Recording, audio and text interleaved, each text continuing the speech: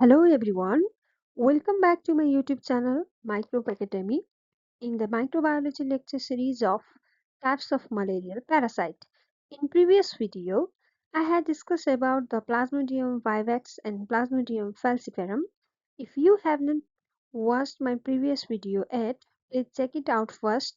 And the link is in description below because it will help you to understand today's topic even better. Now let's begin. And today we are going to discuss about the Plasmodium malariae. Okay, now let's have an overview on historical background and its clinical significance. The Plasmodium malariae was the species of malaria parasite first discovered by Laveran in 1880, and the name malaria is the one given by him, and it caused the Quartan malaria, in which the febrile paroxysms uh, every fourth day in 72-hour cycle, and the disease caused by the parasite is generally mild in presentation but is notorious for its long persistence in circulations in undetectable levels for up to 50 years or more, and recrudescence of the disease is provoked by splenectomy or the immunosuppression. Moving to the geographical distribution, Plasmodium malariae occur in tropical Africa, Sri Lanka, Burma, and parts of the India, but the distribution is patchy and uneven.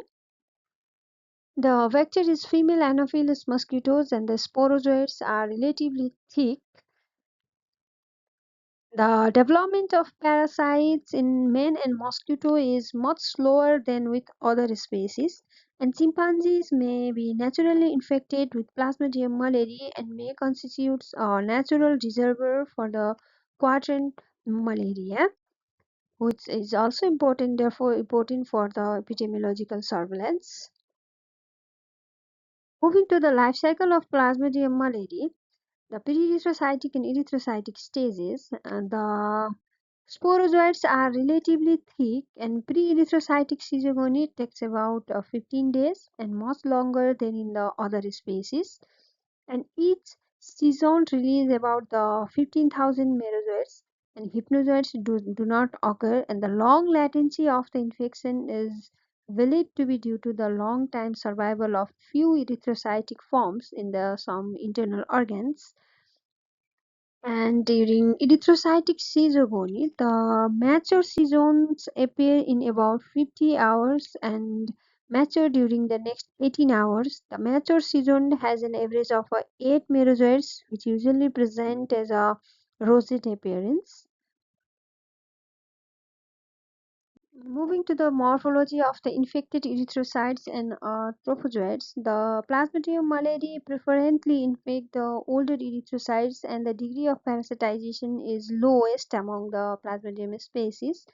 And the infected erythrocytes may be of the normal size or slightly smaller. There is no enlargement of the infected erythrocytes, and fine stipplings called the Zeman's stipplings may be seen with a spatial stance, and the ring form of the parasite resembles those of the Plasmodium vivax, although these are thicker and more intensely stained.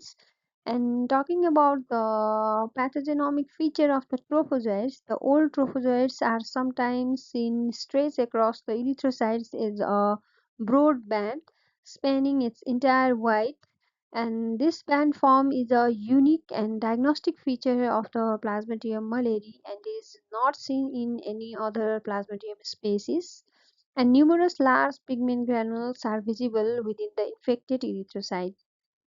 In the figure, we can see the morphology of the infected erythrocytes and trophozoites. We can see the erythrocyte, which is of a normal size or slightly smaller, and the ring form with a eccentric nucleus, and the trophozoites having band forms, which is a unique feature of the Plasmodium malariae, and female gametocytes compact form with a compact chromatin, and male gametocyte with a diffuse chromatin.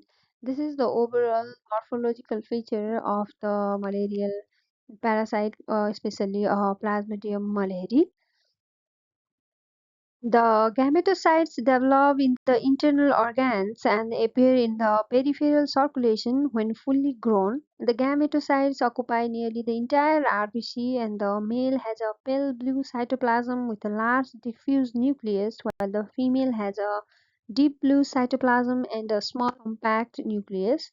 And the key differences with the other Plasmodium species involve the slower development in the human host and the mosquito vector, and the pre-erythrocytic physiogony with the longest durations up to the 15 days, and then there is no hypnozoites unlike the Plasmodium vivax and ovale that causes to relapse, and the lowest degree of the parasitization is the older erythrocytes were infected, and the erythrocytes has a normal or a slightly smaller size. That means the unlike the Plasmodium vivax, the infected erythrocyte is not enlarged, and the trophocytes has a band form, which is a pathogenomic, and the rosette seasoned with a nearly 8 merozoites. These are the key differences of the uh, key different differences key diagnostic features of the Plasmodium malaria as compared to the other Plasmodium species. Okay, now let's just quickly summarize the whole video about the Plasmodium malaria, which is discovered by the lab and cause the Quartan malaria with a 72-hour fever cycle, having a slowest development among Plasmodium species, and pre-erythrocytic physiogony of about the longest 15 days, no hypnozoites, long latency due to the persistent erythrocytic forms in the internal organs, and pathogenomic band form trophozoite stretches across the width of the infected RBC, and the lowest parasitemia. Infected RBCs has a normal or slightly smaller in a size with Zeman's siblings with a spatial stains, and chimpanzees serve as a natural reservoir and had in the talking about geographical distribution, the parasite has a patchy distribution in the tropical regions, and the gametocytes in talking about the gametocytes, male have a pale blue cytoplasm and large diffuse nucleus, whereas the female has a deep blue and compact nucleus. Thank you for watching. If you found this video useful, please don't forget to like, share, subscribe, and press the bell icon. If you have any queries, please let me know on the comment sections.